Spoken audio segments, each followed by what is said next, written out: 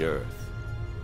As far as we know, it's the only home to life in the universe. So what makes our planet so special?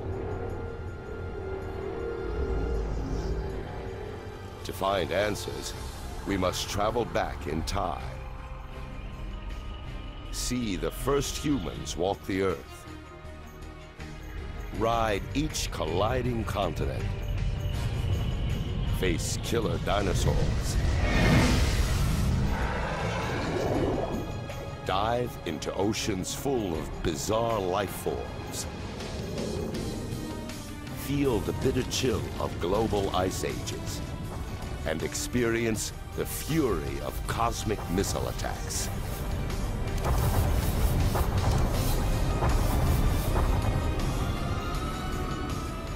By traveling back in time, we can piece together our planet's incredible story and discover why all of this and all of us are here.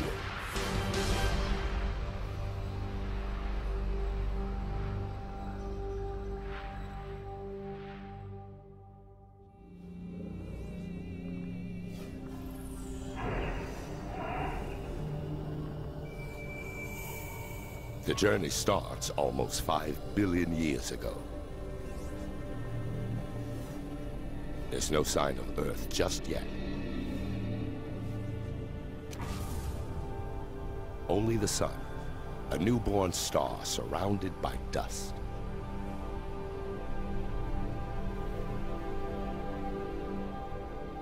The Earth hasn't formed yet.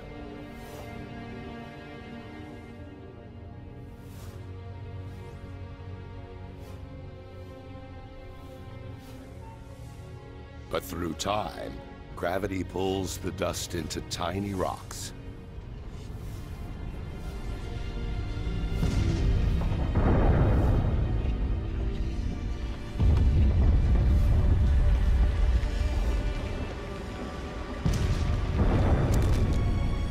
To our surprise, something as complex as a planet is made from nothing more than dust and rocks. Over millions of years, gravity pulls these rocks together to form the Earth. One of at least 100 planets circling the sun.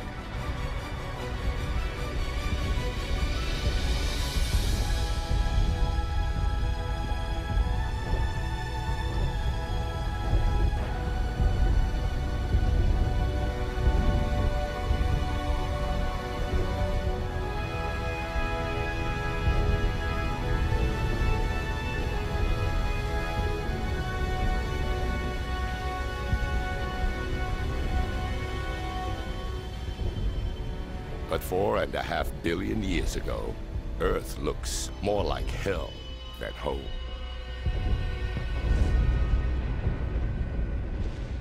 Up close, the temperature is over 2,000 degrees Fahrenheit. There's no air, just carbon dioxide, nitrogen, and water vapor. It's so hot and toxic that if we got any closer, we'd be incinerated and suffocated in seconds.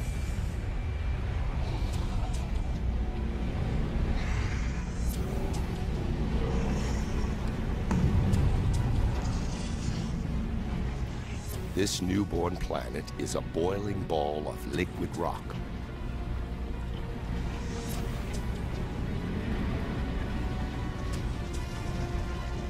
An endless ocean of lava.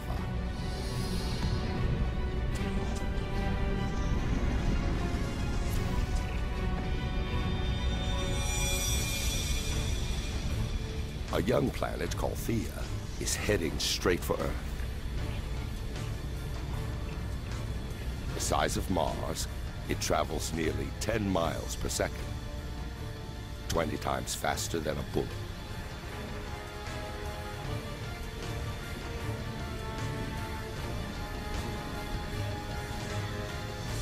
The intruder's gravity distorts the Earth's surface.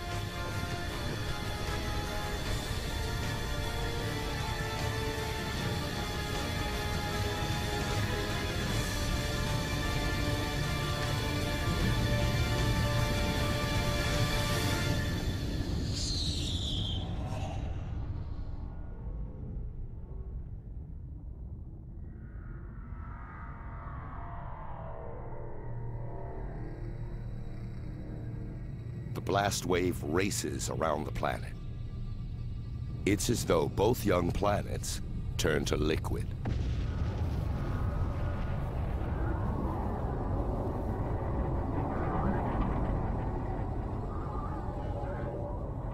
Trillions of tons of debris blast out into space.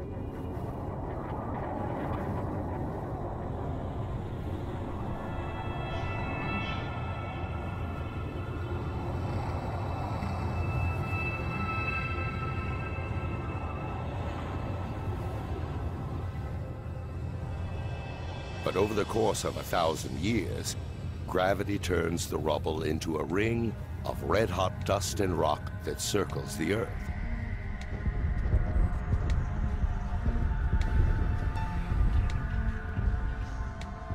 From this ring, a ball forms, over 2,000 miles wide.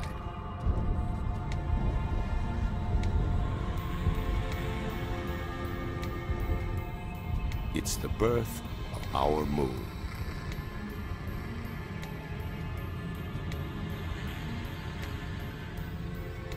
But it's much closer than the moon today. Just 14,000 miles away, instead of 250,000 miles.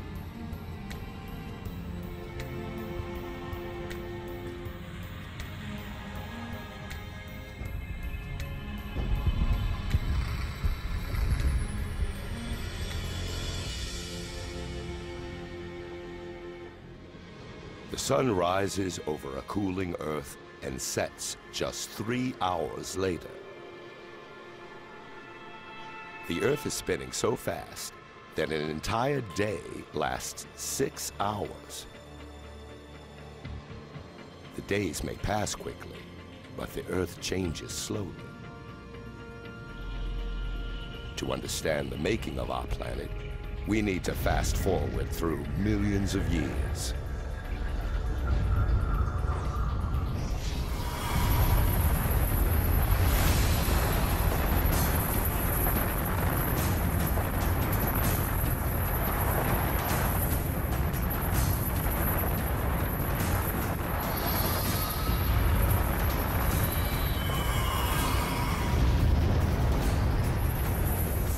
$3.9 billion years ago, a hail of meteors attacked the Earth. It's debris left over from the solar system's formation.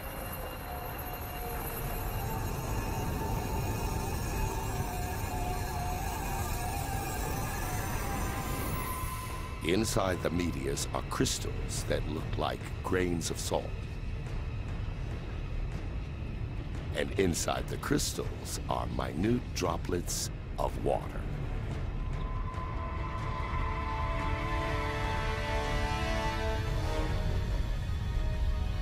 These deadly missiles could contain the vital ingredient for life on Earth.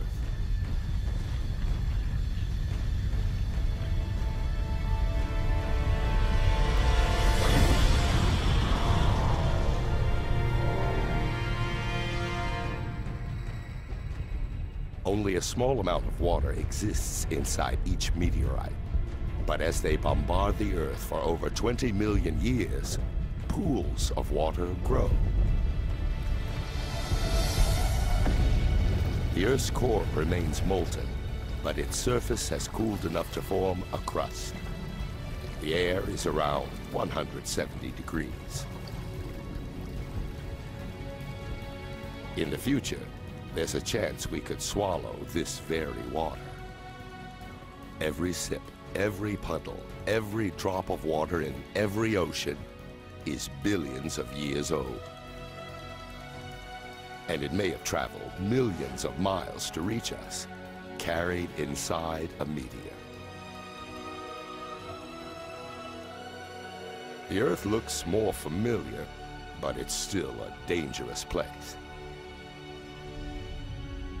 Winds are faster than the most destructive hurricanes today. It's a megastorm, whipped up by the planet's rapid rotation.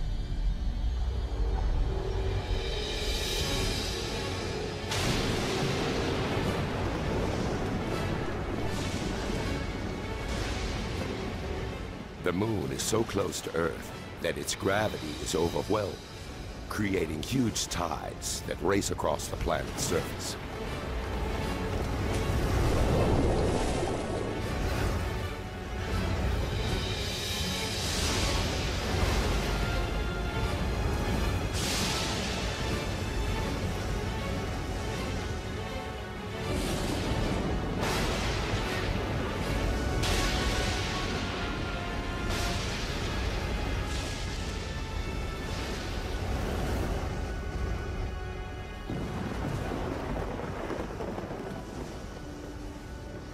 But over time, the moon moves away, the waves calm down, and the planet spins slower.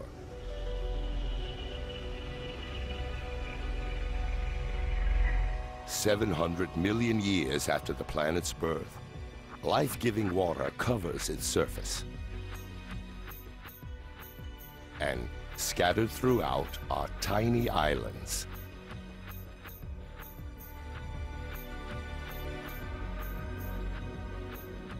They seem to have appeared from nowhere. So how did they get here?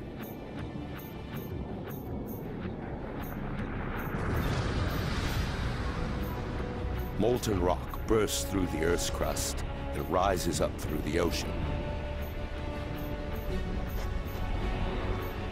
Over time, the lava cools, forming a volcanic island.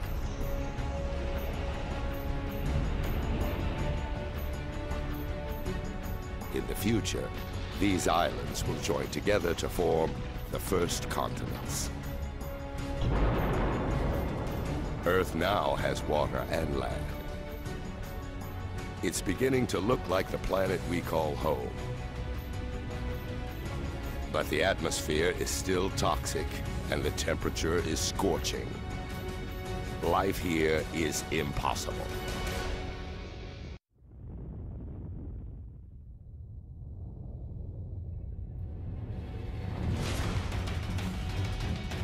Since the planet's formation, meteors have been pummeling Earth. But now, 3.8 billion years ago, the assault enters a violent new phase. Some things disturb the orbits of these meteorites. In addition to water, the meteors carry something else.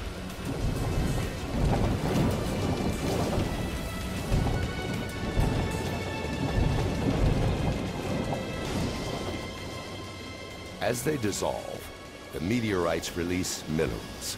Carbon and primitive proteins made of amino acids are transported from outer space to the bottom of the ocean.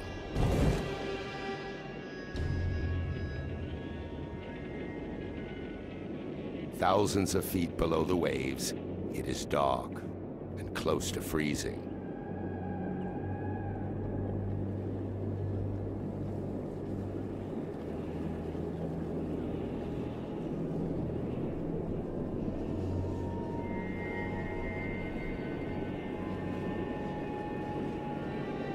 But a dramatic illusion is taking shape.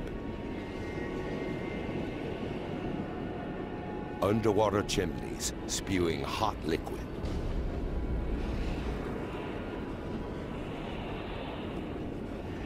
Seawater seeps down into the Earth through cracks in the crust, collecting minerals and gases along the way. This potent mixture is released back out into the ocean, building these towers.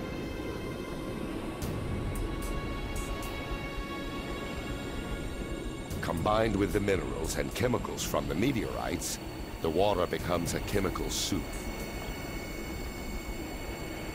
It's impossible to know how or when, but somehow these chemicals come together to create life. The water is now full of microscopic organisms. These single-cell bacteria are the earliest forms of life on Earth.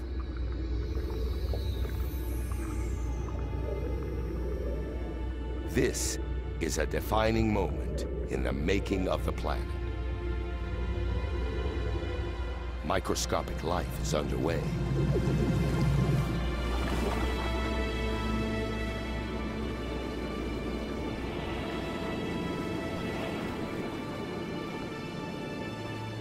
For hundreds of millions of years, nothing changes. The only life is single-celled bacteria.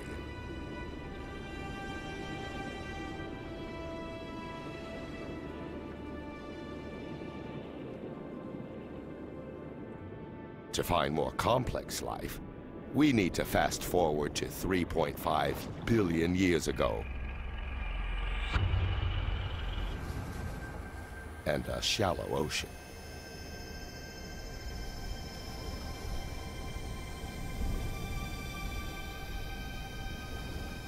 These look like rocks, or even plants, growing out of the seabed.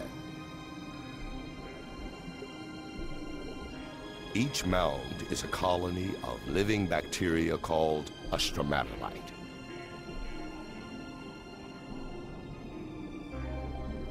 These bacteria turn sunlight into food, a process called photosynthesis. It uses the power of sunlight to transform carbon dioxide and water into glucose, a simple form of sugar.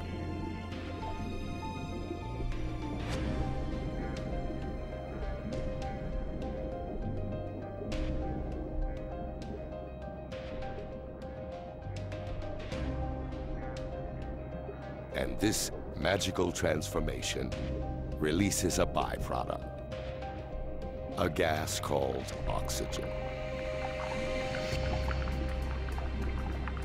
Underwater, the stromatolites slowly fill the oceans with oxygen.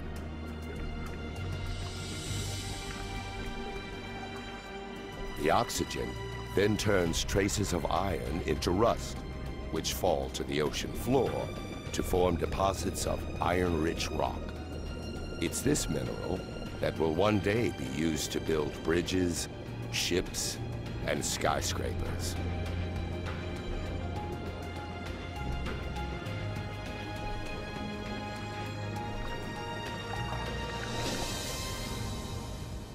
Above the waves, the oxygen transforms the atmosphere. These stromatolites are creating the most important element for life on Earth. Without them, virtually every living thing wouldn't exist.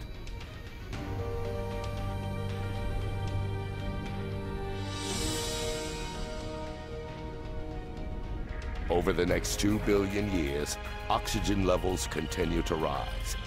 And as the planet's spin slows, the days get longer, lasting at least 16 hours.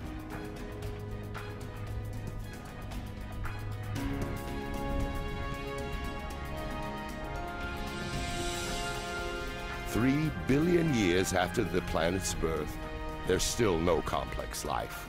No plants, no dinosaurs, no humans.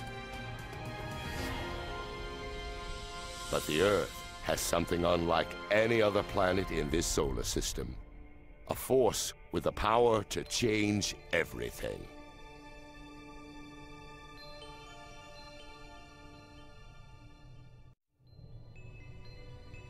$1.5 billion years ago, the Earth is a beautiful blue ball, dotted with volcanic islands. Over millions of years, a mysterious force rearranges these islands. Hidden beneath the ocean, the Earth's crust breaks into vast plates. But even deeper, the Earth's core is so hot that it generates movement in the rock beneath the crust. These movements push and pull the plates around the globe, carrying the oceans and islands with them. Millions of years race by. Our planet is alive and changing. Over 400 million years, a vast new supercontinent takes shape. It's called Rodinia.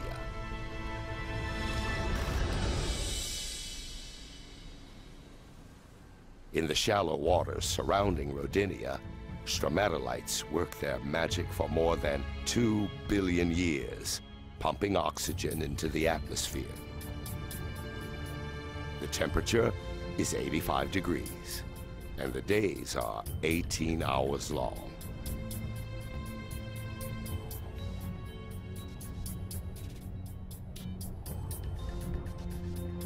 But this planet looks more like Mars than Earth.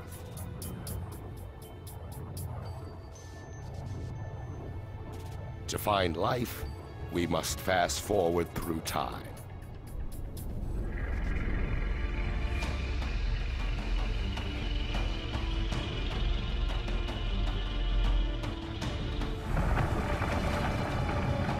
Washington State, 750 million years ago. A force deep inside the planet rips the crust to pieces. It's as though the world is breaking apart. And there's only one force powerful enough to do this: heat. It escapes from the Earth's molten core, stretching and weakening the crust. Inch by inch, year by year, the great supercontinent is splitting in two.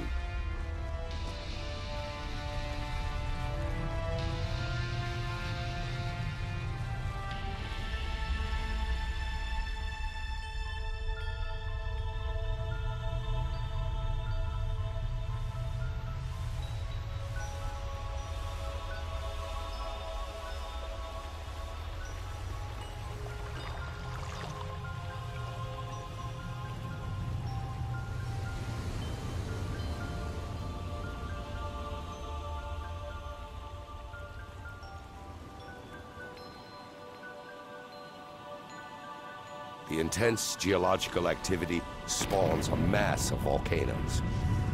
They pump carbon dioxide into the atmosphere.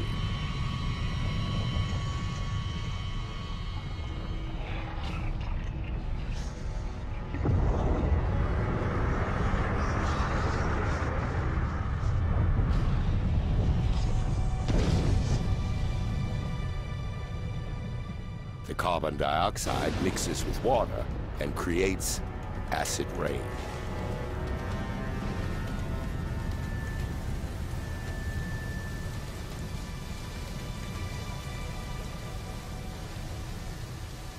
When the continent tore apart, many rocks were exposed.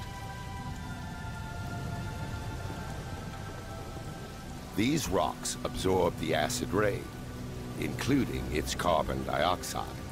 Vast quantities of CO2 are absorbed out of the atmosphere.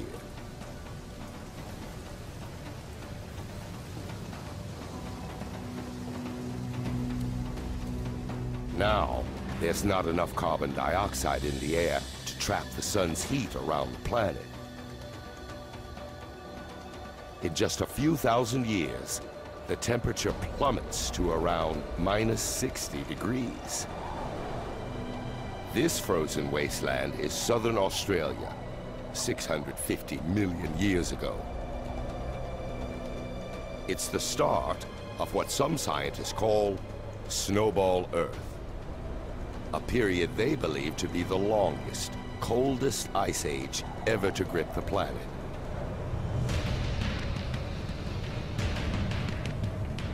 A vast wall of ice looms thousands of feet high. And it's unstoppable. The more ice there is, the more sunlight it reflects away from the planet, and the faster the ice spreads. Nearby is a second ice sheet, just as high. The two sheets spread away from the poles toward each other to meet at the equator.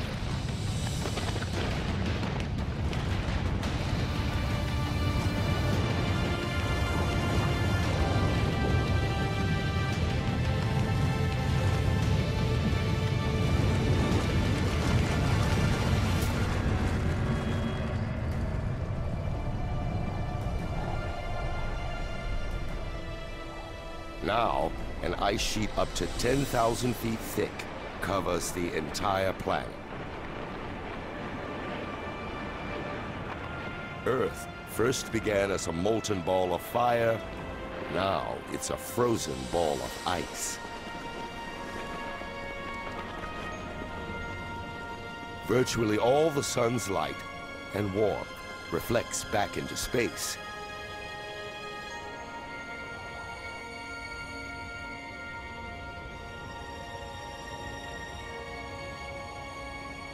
And it seems as though nothing, not even the sun, can rescue the planet now.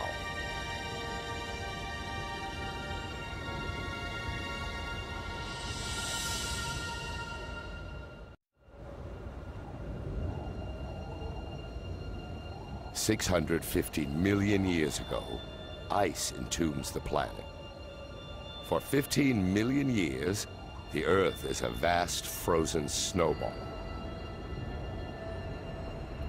But it can't last forever. Something must release the Earth from this frozen prison. And when it does, who knows whether life has survived beneath the ice? The surface is frozen, but the core is still hotter than the sun's surface.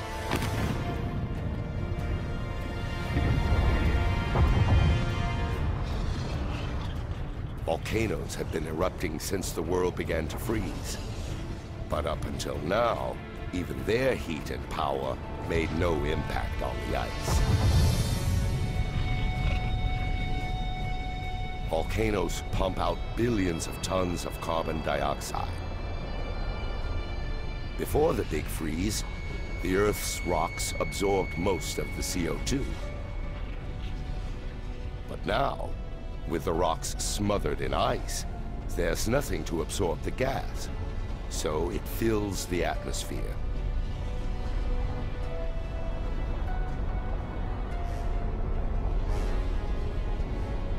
Like a blanket, it traps the sun's warmth around the planet, allowing the temperatures to rise. Now, after 15 million years, the ice begins to melt.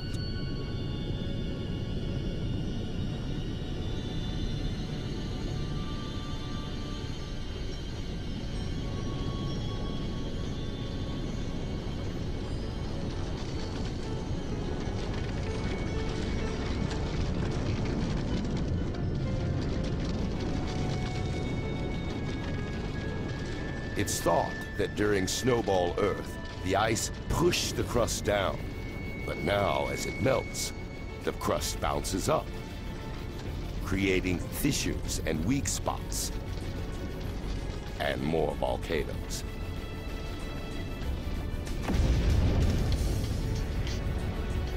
The volcanoes release more carbon dioxide and push the temperature up even higher. The melt gathers momentum, and oxygen levels rise. Through a series of chemical reactions, the ice has created oxygen. While the planet was frozen, the sun's ultraviolet rays reacted with water molecules in the ice to produce hydrogen peroxide, a chemical rich in oxygen.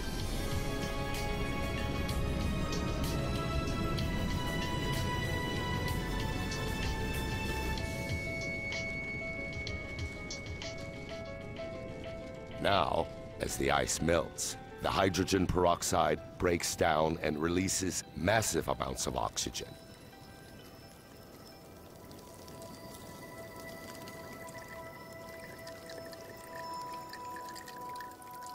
The Earth is waking up, and it's a very different place.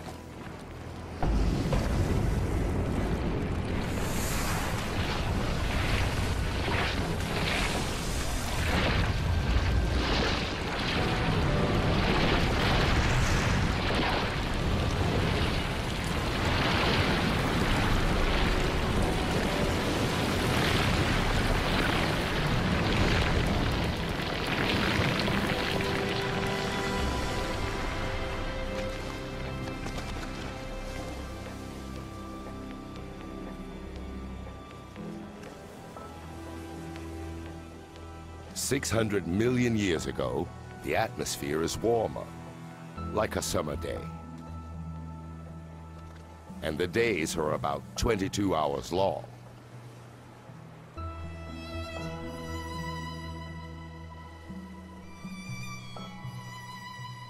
Add all this water, and it's the perfect recipe for life.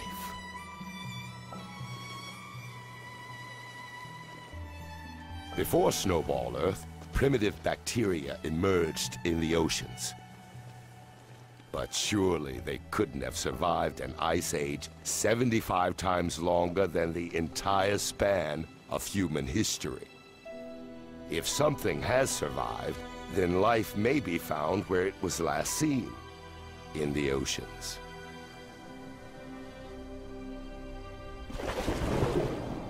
Now, 540 million years ago, in an ocean full of oxygen, those primitive bacteria have evolved.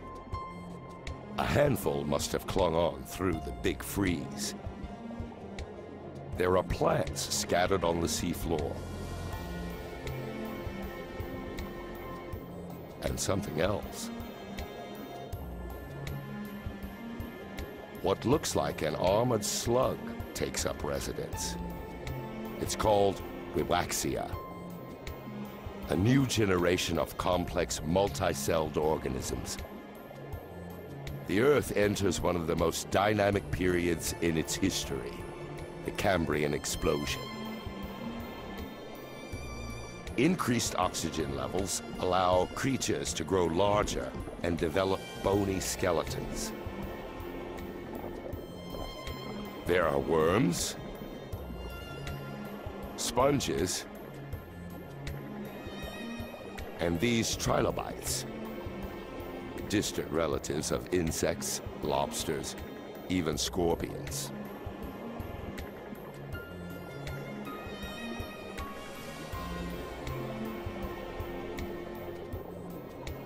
Life in the oceans blossoms.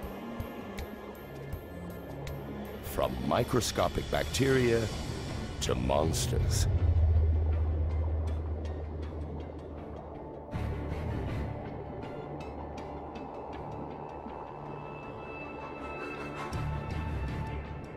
This is Anomalocaris, nearly 2 feet long. It has large eyes, razor-sharp teeth, and grasping limbs.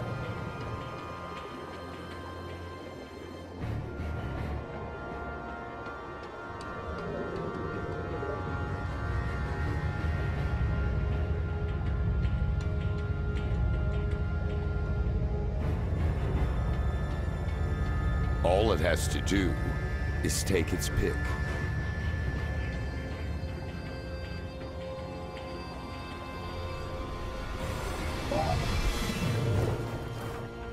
The trilobite can't right itself.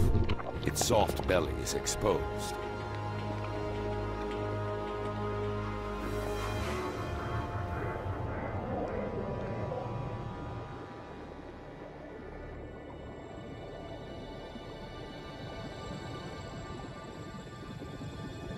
Also found in the sea is Pikaia, only 1.5 inches long.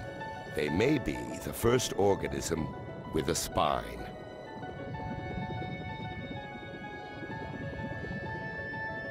Over millions of years, this simple structure will evolve into the spine that keeps us standing.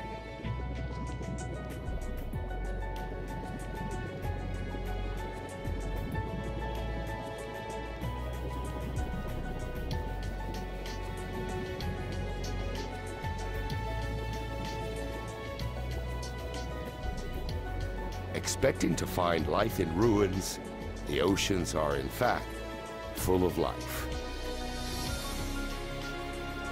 Where trilobites scavenge, monsters prowl, and where creatures begin to take on familiar forms. Beneath the waves, there are already tens of thousands of plant and animal species. The advance of life seems unstoppable.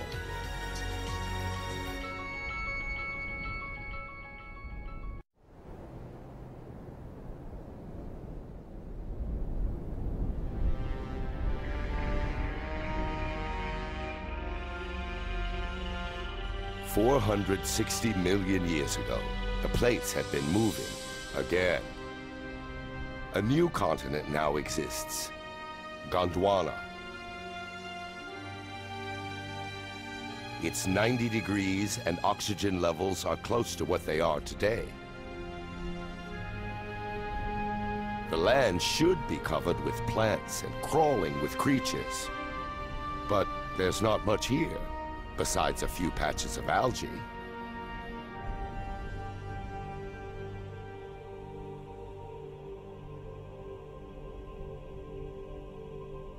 There's only one explanation.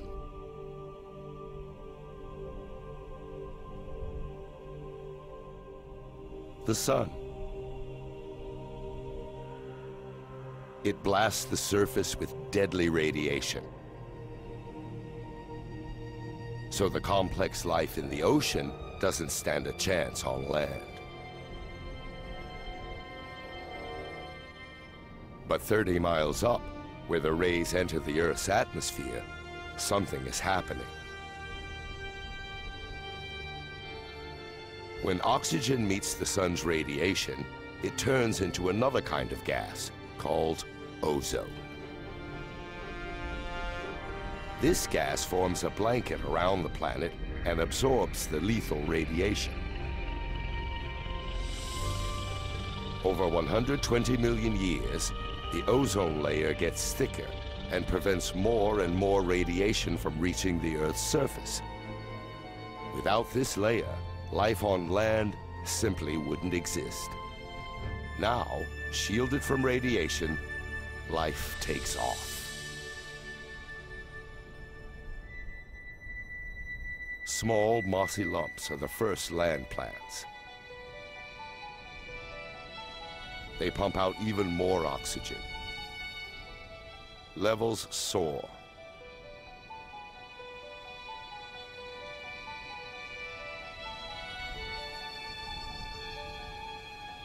$375 million years ago, a new species lives in the water. Swimming.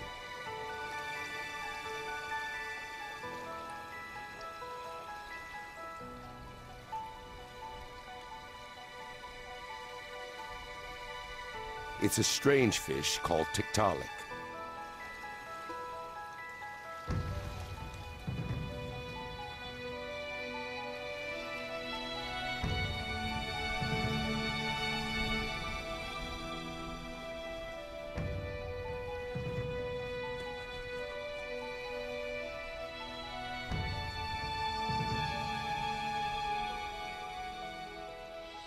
It uses its neck to raise itself up.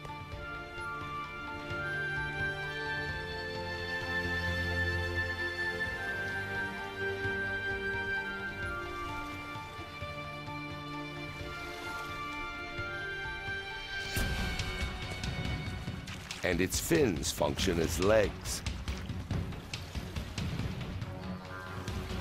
allowing it to move out of the water.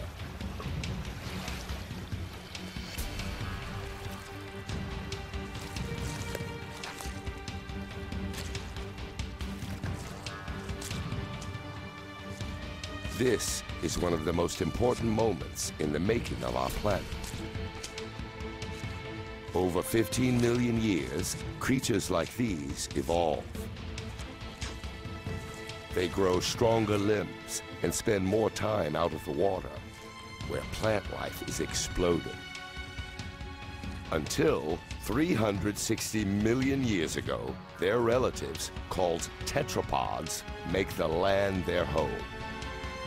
From tetrapods, four-legged vertebrates evolve into dinosaurs, birds, mammals, and eventually, humans. There are mosses and ferns everywhere, some at least 100 feet tall. a seed is carried by the wind.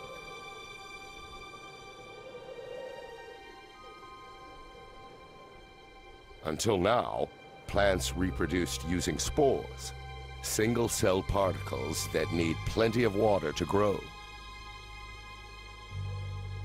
But this seed is miles from water. This embryonic plant has its own food and water supply. Unlike a spore, this seed can survive far from water for months, even years.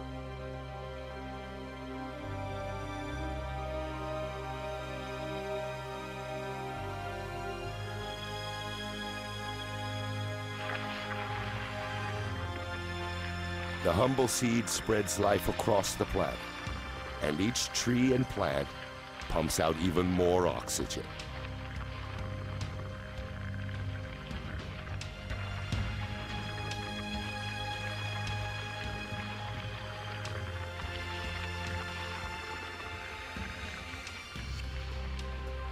It's an environment very much like today.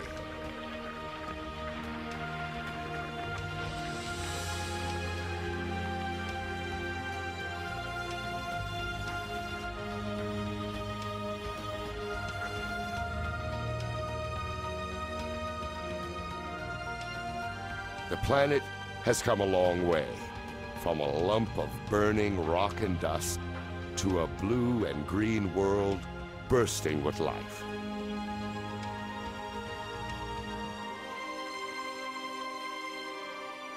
There are now fish, plants, and this.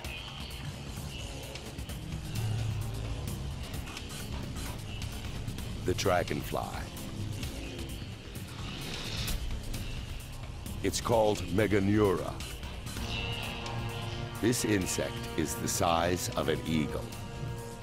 What were once legs have evolved into wings, extending the dragonfly's hunting territory over a vast area.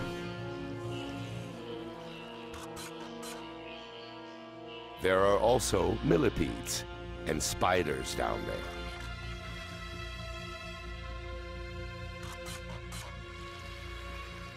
These creatures, called arthropods, were among the first to set foot on land hundreds of millions of years ago.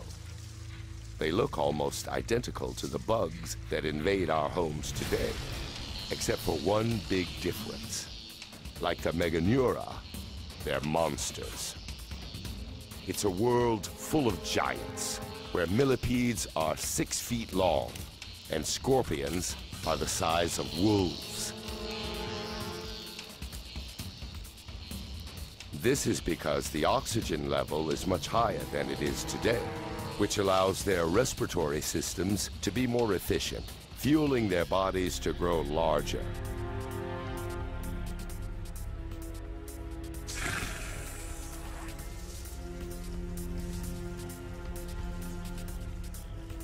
So far, animals have been laying their eggs in the water. But a lizard-like creature, called the Hylonomus, prefers land. Its eggs contain all the water and nutrients that the developing fetus needs. The babies grow in their own self-contained pond. The egg is a major evolutionary breakthrough, allowing animals to leave the water behind and conquer land.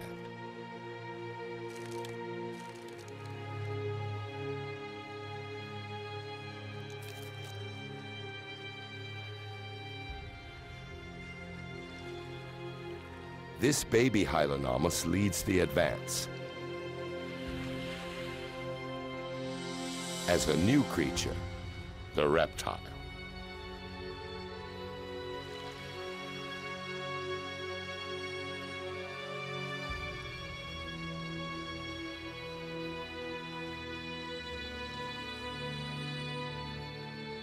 Inevitably, with life comes death. Dead plant matter builds up and decays into dense, soggy layers.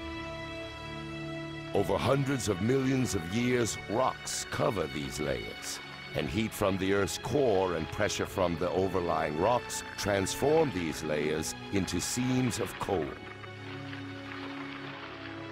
Each lump of coal burned today is made of plants that died 300 million years ago.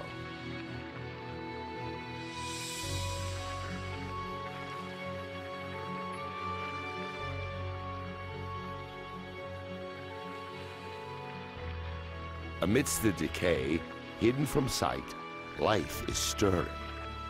Soon, seeds will germinate, plants will grow, and this wasteland will live again. Life seems to have conquered the planet, but will it last?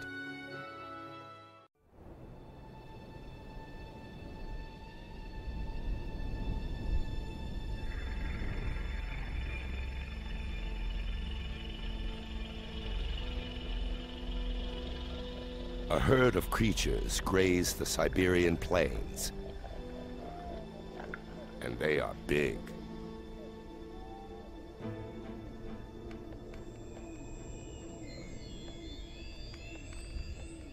Evolution takes a huge leap forward. Small lizards are now giant reptiles. These scutosaurs are distant relatives of turtles.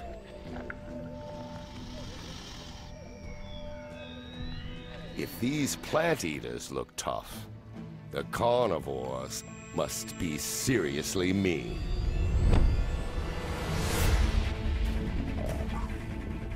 Like this Gorgonopsid, a perfectly engineered prehistoric killing machine.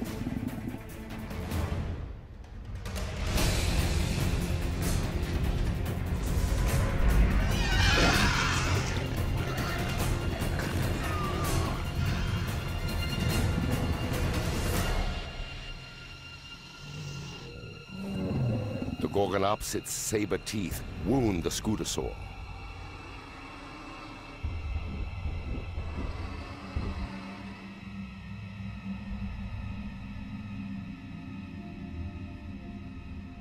The predator watches as its prey grows weak from blood loss.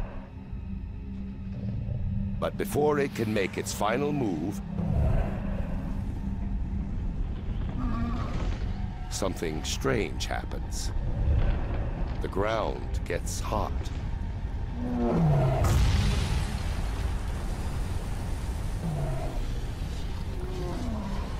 Enormous pressure builds beneath the surface, and lava spews into the air.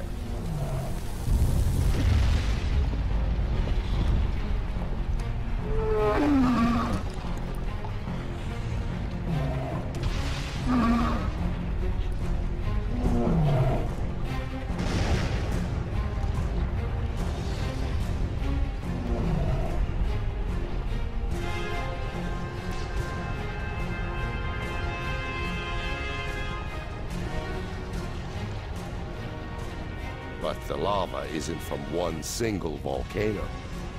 The entire landscape is erupting. It's a flood basalt eruption. A massive plume of mantle rises up from deep inside the Earth and pushes molten rock out through fissures in the Earth's crust.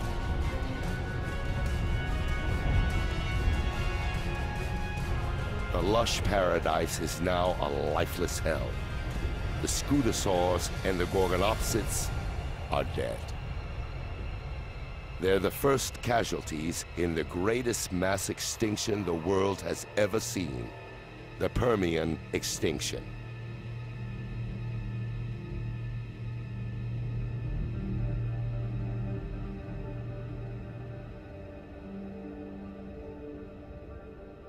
On the other side of the continent Gondwana, nothing's changed.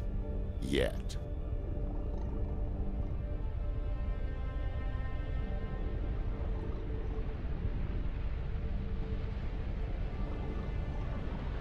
It appears to be snowing, but the temperature is about 70 degrees.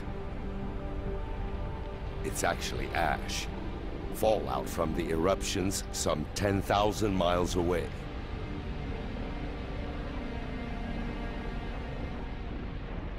The ash burns and suffocates the animals, killing them around the world.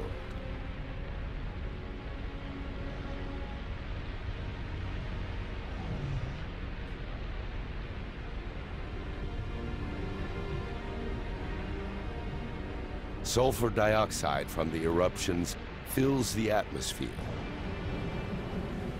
As it rains, the gas turns to sulfuric acid and burns everything it falls on. What was a local disaster has now turned global.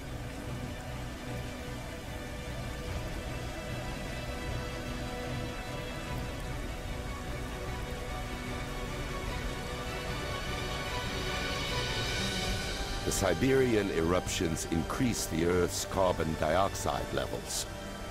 The atmosphere gets hotter. Water evaporates. And vegetation dies.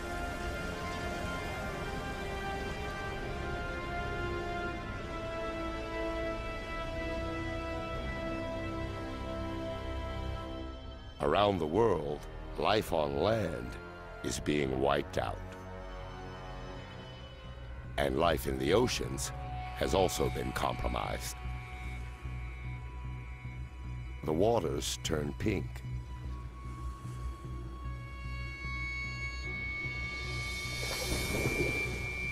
Plants, trilobites, and predators disappear.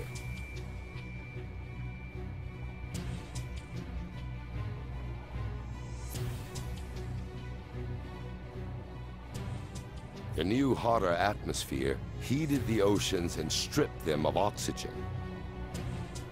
Now this pink algae is one of the few life forms that can survive in the stagnant water.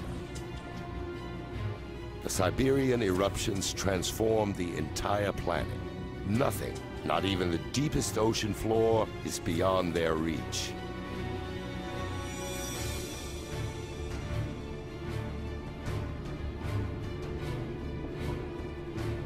Bubbles of methane gas escape from beneath the seabed.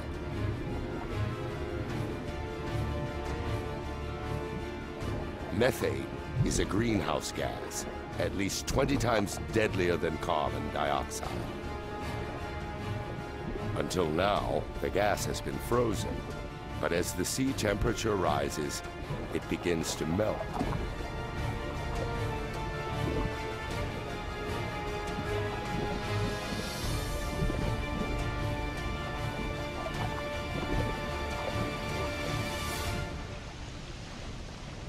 Released into the atmosphere, this powerful gas pushes up temperatures even further.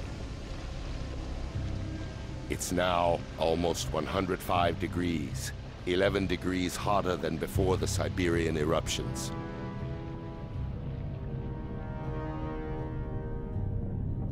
Creatures that survived the initial destruction now face a new and deadly environment. Few will live. It's been 500,000 years since the eruptions first began, and all this time, the lava's been pouring out. By now, it covers an area the size of the United States, with a layer of molten rock nearly 4 miles deep.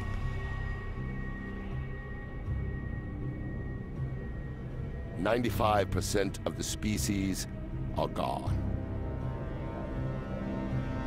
A few survive by eating anything they can find and living in burrows underground.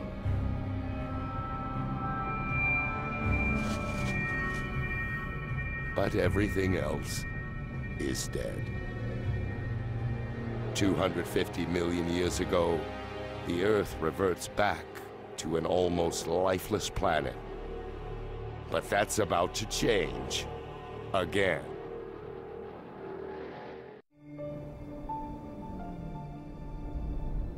It's been 50 million years since virtually all life on Earth was wiped out.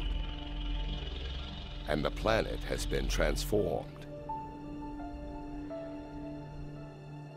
It's now 200 million years ago. And just one supercontinent, Pangaea, stretches from pole to pole.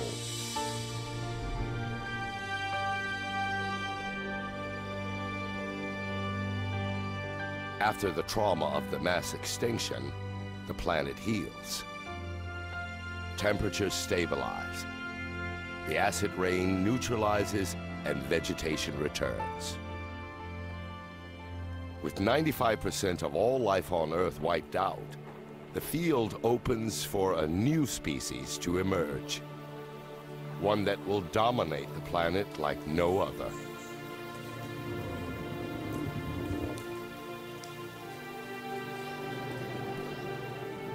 The dinosaurs. These are called Ammosaurs. Like all dinos, they evolved from the reptiles that survived the Permian extinction. At 15 feet tall, their size makes them slow and vulnerable.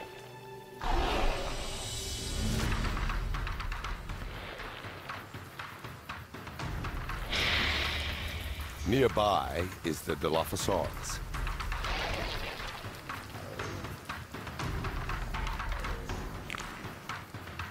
It's small and fast.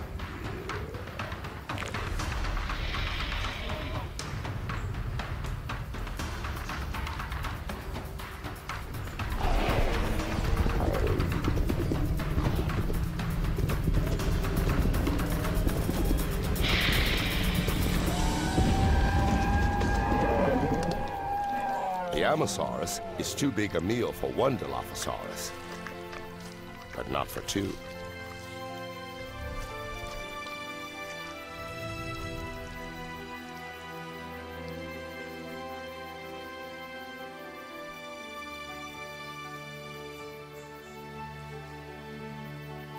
The dinosaurs have repopulated the Earth, but no species can tame this restless, volatile planet.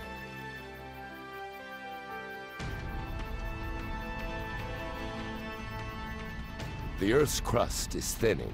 It's releasing lava and shaking with earthquakes, as if being stretched by some unseen force.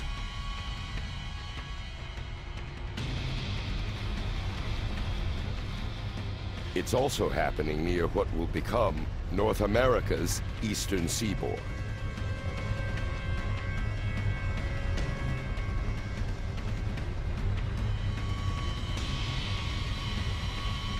The Earth's plates are on the move again. 190 million years ago, the great supercontinent of Pangaea tears apart.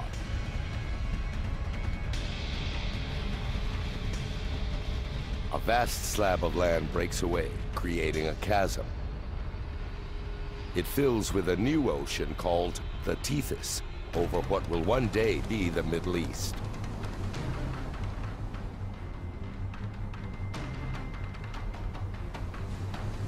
Currents push nutrients up into the coastal waters. And the nutrients attract fish in the millions.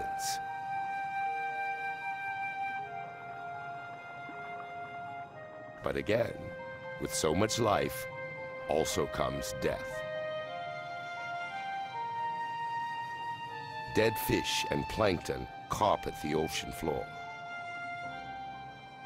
Over the next 10 million years, layers of rock will bury and heat the dead creatures. Ancient fish and plankton will become oil.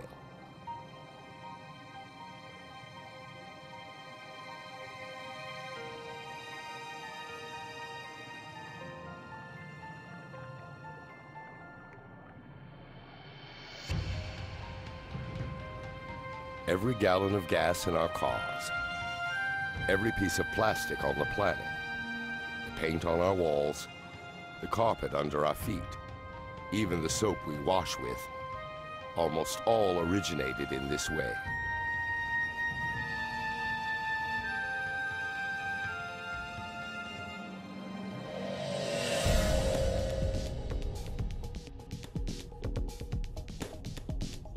180 million years ago, the North American plate is still moving away from the European and Asian plate.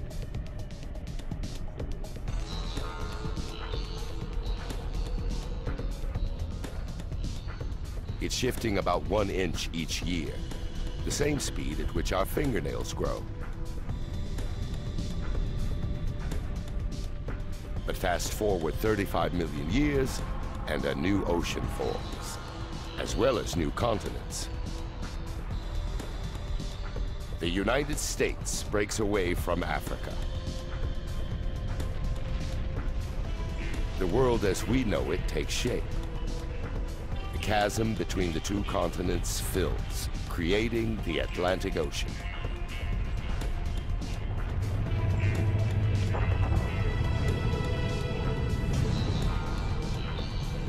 And in the middle lies a volcano. Like before, currents deep beneath the Earth's crust move the plates again.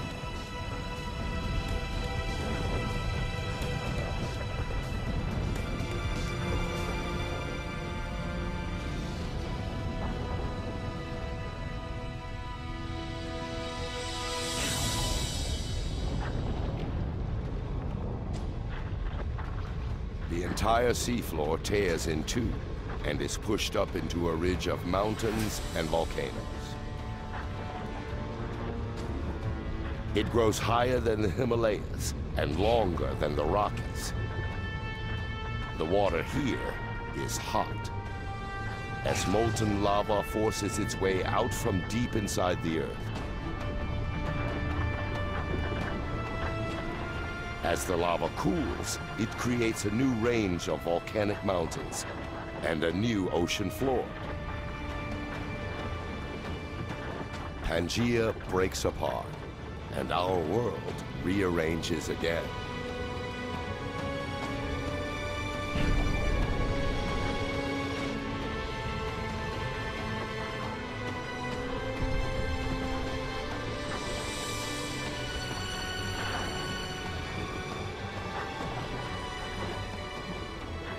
It's this geological activity that makes the Earth restless, creative, and unique. And every time the planet reinvents itself, its inhabitants adapt and evolve.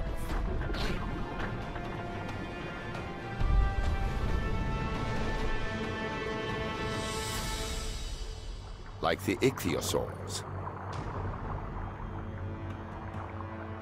Their reptile ancestors lived on land, but as the planet changed, so did these animals. They grew fins and moved into the newly formed Atlantic Ocean.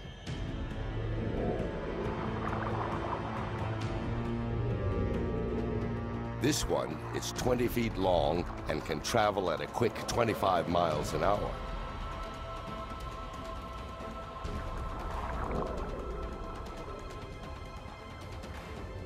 It's the ocean's fastest creature and most efficient predator. It rules the oceans for 50 million years.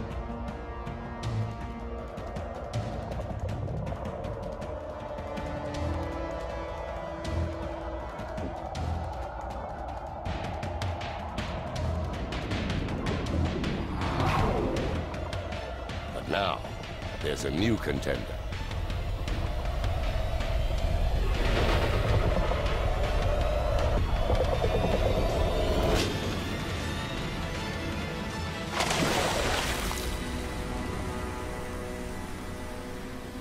Pliosaur. Longer than a bus and as heavy as a truck, its jaws are 8 times more powerful than a great white shark's, with teeth 12 inches long.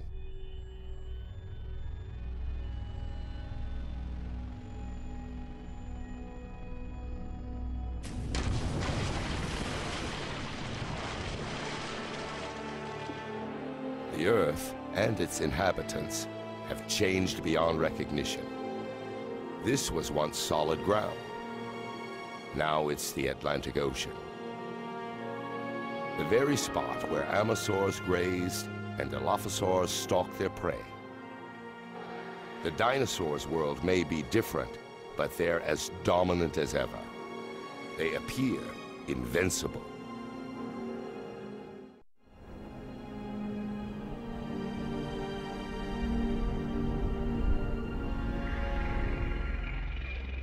They're one of the planet's most successful species. They've survived volcanic eruptions, earthquakes, and entire continents splitting apart. The dinosaurs have thrived for 165 million years.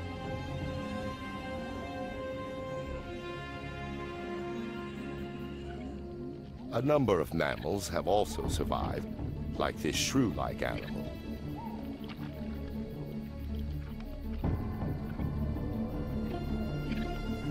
They're prey to the dinosaurs, so they live in trees or underground and venture out only at night. Mammals pose no threat to the dinosaurs.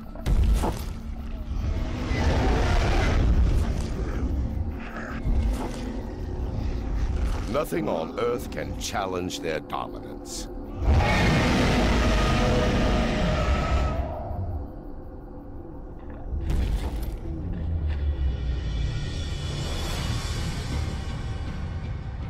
Nothing on Earth.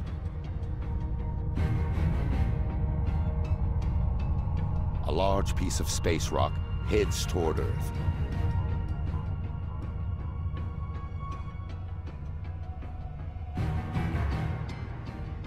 This asteroid is at least 6 miles across and traveling over 40,000 miles an hour.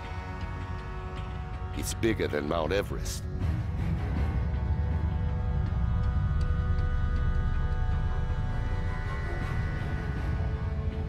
And heads straight for the Gulf of Mexico.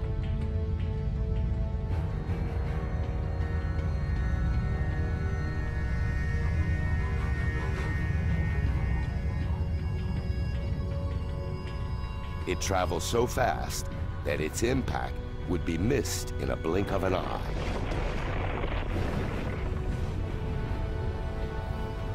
A split second changes the world forever.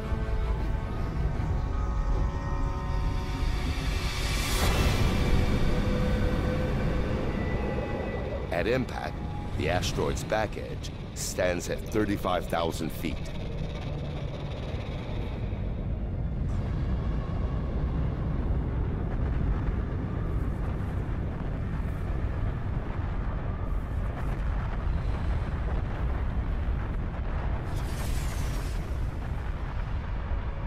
It strikes with such immense force that it destroys everything it hits.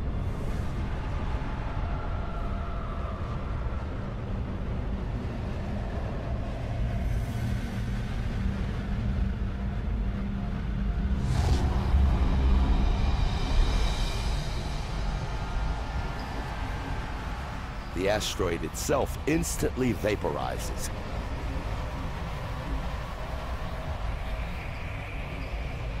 Unleashing the energy of millions of nuclear weapons.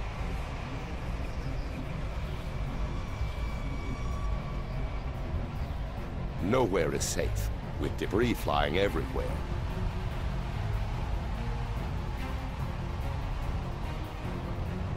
Debris as big as entire city blocks circle the Earth.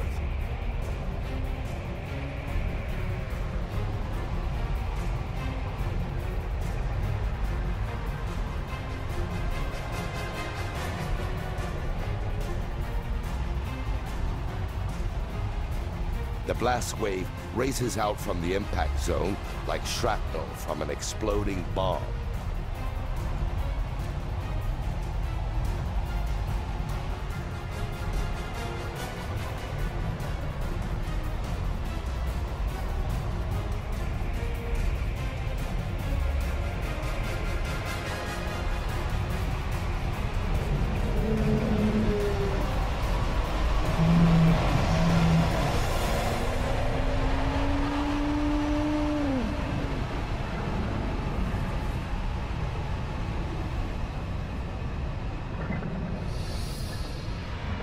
minutes after impact, hundreds of miles from where the asteroid struck, the Earth is under attack.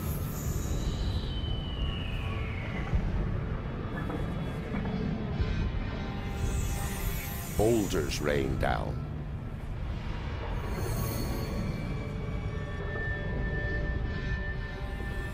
Earthquakes shake the ground.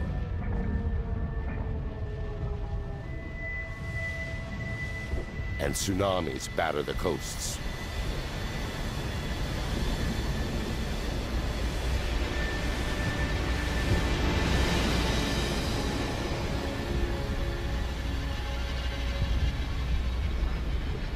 But the onslaught has only just begun.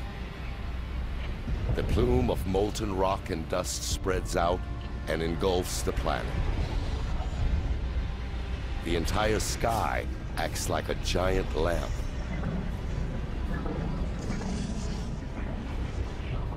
Heating the Earth's surface to over 500 degrees.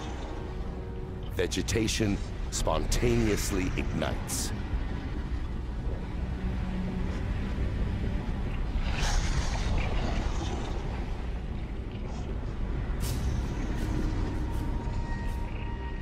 Even months after the impact, smoke and ash still block out the sun's rays.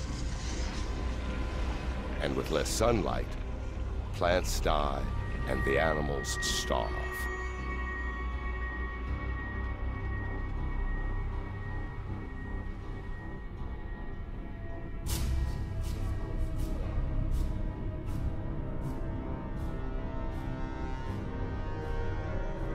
"65 million years ago, the impact has blasted, stoned, and burnt the dinosaurs.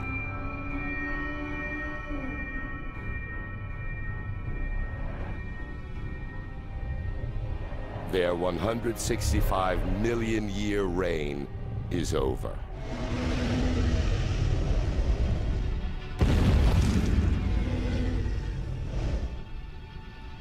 But the dinosaurs' demise brings opportunity for another species. A mammal. By living underground, mammals have avoided the heat and fires. And by eating anything, they thrive while more selective eaters die.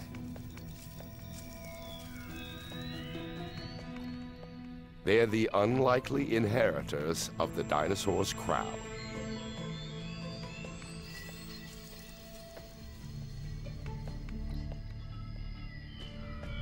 And as one story ends, another begins. With the dinosaurs out of the way, our ancestors may now have a chance at life.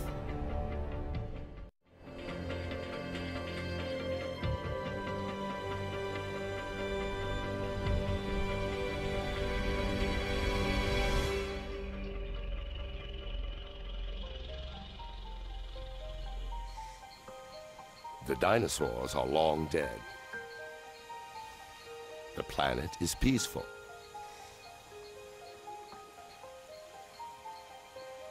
In this new world, our mammal ancestors are evolving.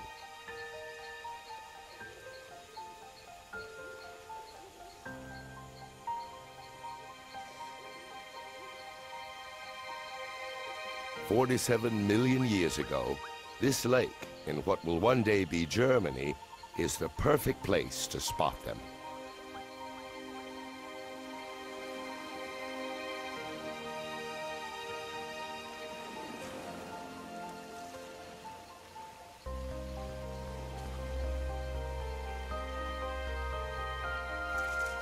Unlike earlier mammals, its eyes and brain are bigger. This is Darwinius massilae, or Ida.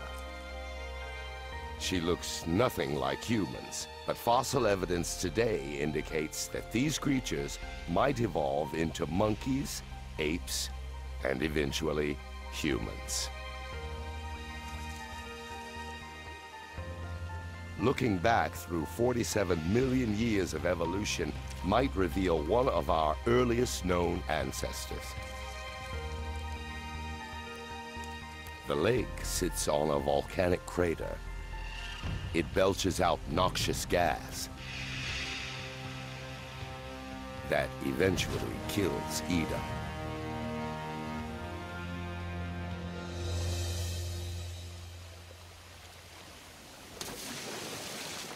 The lake preserves her in its oxygen-depleted depths.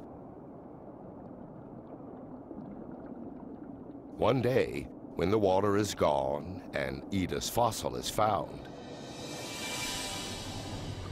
this primitive primate could help piece together the beginning of our own story, the story of human life.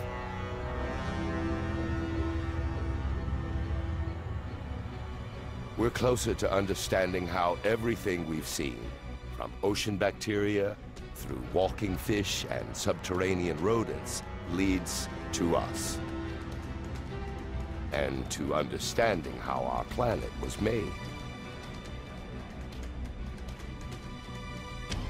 47 million years ago, the atmosphere is much like today.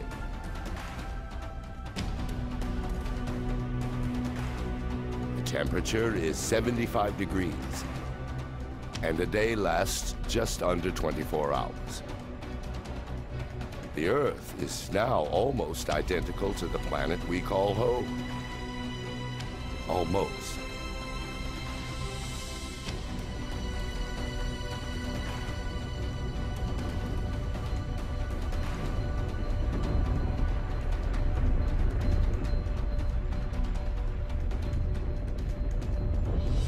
The Earth's plates are on the move again. India moves north toward Asia.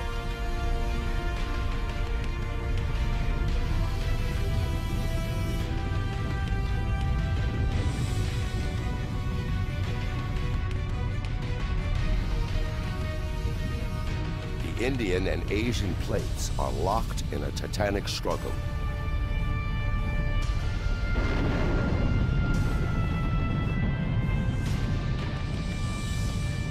Neither plate is winning.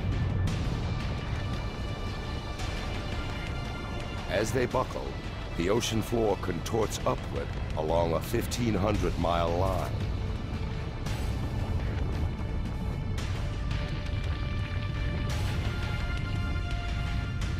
A vast mountain range rises up over 27,000 feet.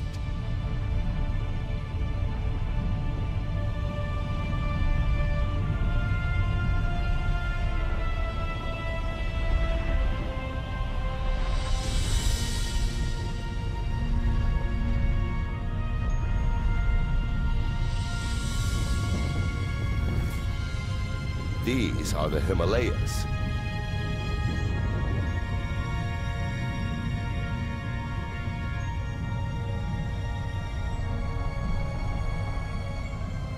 And the highest mountain of all, Mount Everest.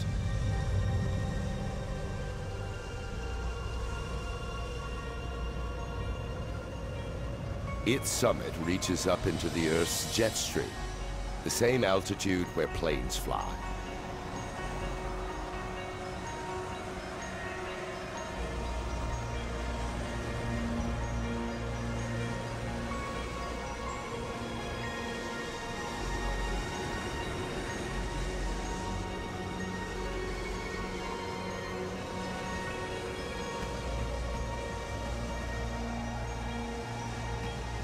When the snow on the peaks melts, it feeds rivers like the Ganges, Indus, Yellow, and Yangtze.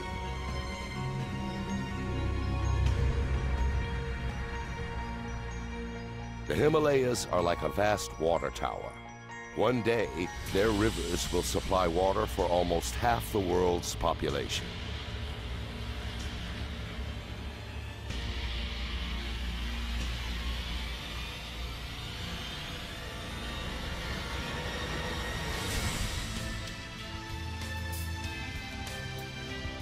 "20 million years ago, this is our planet. with every continent and every ocean as we know it.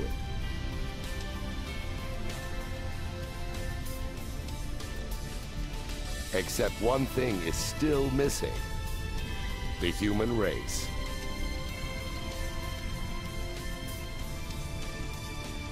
And for humans to evolve, something needs to change.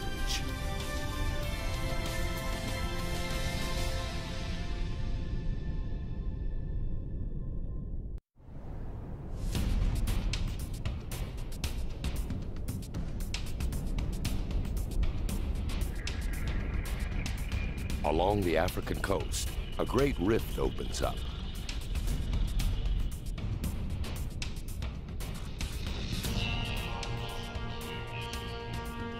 It stretches nearly 4,000 miles.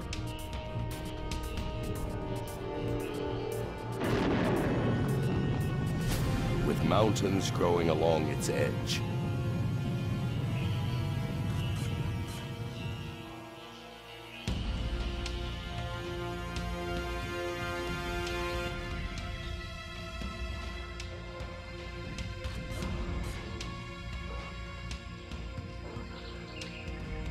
This ape-like creature may stay in these trees forever, but its world is changing.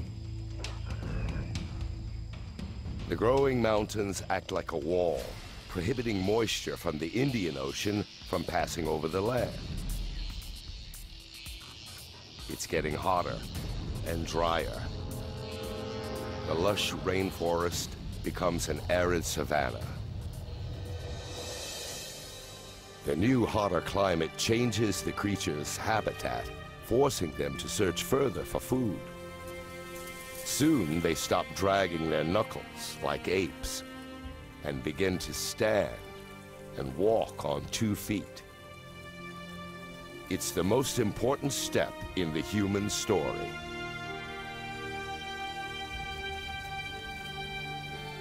This mountain range could be the reason humans walk on 2 feet.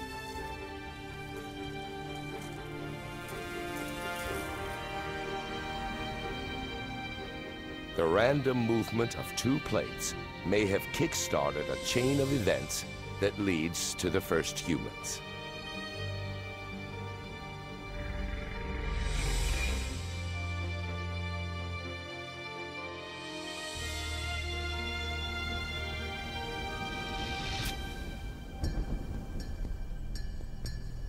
A man and child, a scene very much like today, but it's 1.5 million years ago. They are an early species of human called Homo erectus. And these are the first footprints like our own. Civilizations past and present. Everyone that's ever lived. The greatest inventions, the most brilliant ideas, human history in all its complexity and splendor begins here and now.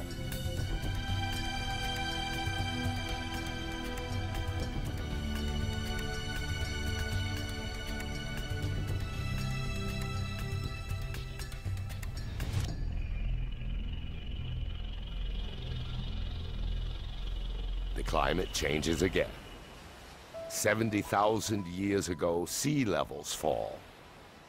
And the gap between Africa and Arabia shrinks to just 8 miles.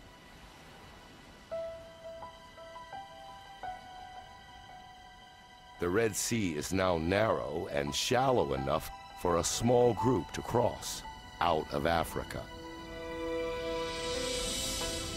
They're another later species of human called Homo sapiens.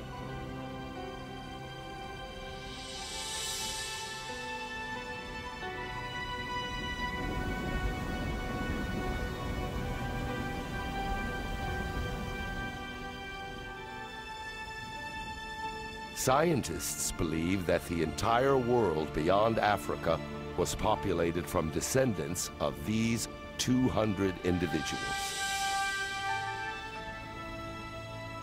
Over time, our ancestors multiplied and spread out, to India, on to Asia, and into Europe.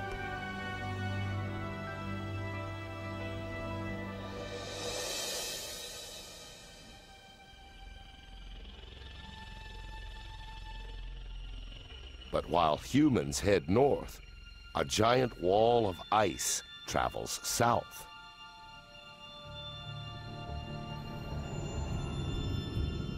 Europe, 40,000 years ago. Homo sapiens arrive, only to find a world that's quickly changing. It should be the height of summer, but it's getting colder. The plants are frostbitten, and the rivers are frozen. Natural changes in the Earth's orbit, CO2 levels, and the flow of warm water around the planet conspire to lower the Earth's temperature. The Earth and its inhabitants enter an ice age. Glaciers as high as skyscrapers creep over the northern hemisphere about a foot every day. Slow and powerful, they sculpt the landscape, gouging out great depressions. The planet will never look the same again.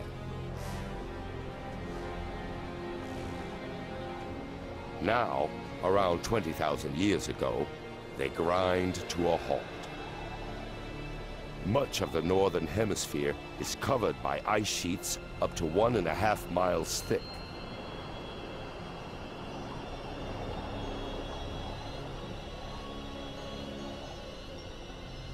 With trillions of gallons of water locked up as ice, sea levels fall. A strip of land emerges from the ocean between Siberia and Alaska.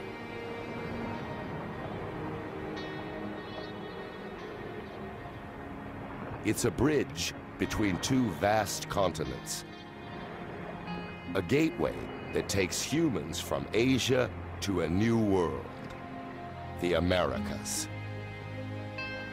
They're the last great continents to be colonized, the last great human migration, and the first Americans.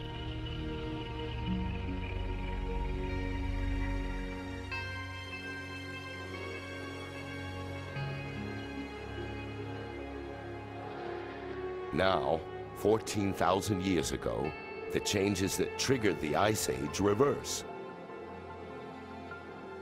As the ice retreats, it reveals a very different northern hemisphere.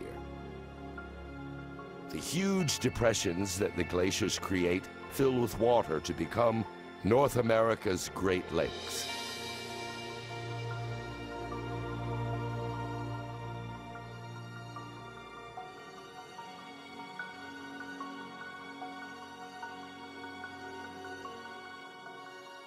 "6,000 years ago, the ice retreats back to the poles, toward the Arctic and Antarctic.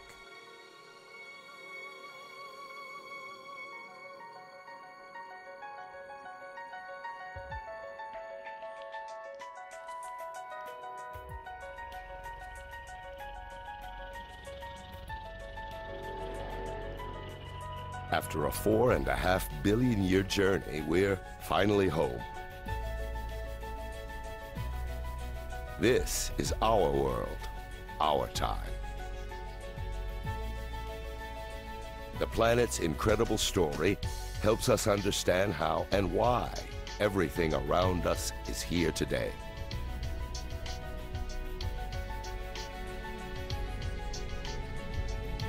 From the skies above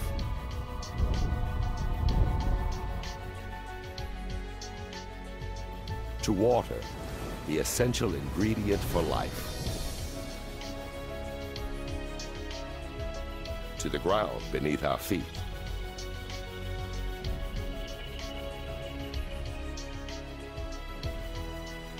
and finally, life. A chain of catastrophes and coincidences, creating a spectacular result. Each triumph and disaster is a step leading to here. to each and every one of us, right now. But the Earth's story isn't over. This journey is only half the story. A lot more is yet to come. The Earth will live for at least another 4.5 billion years.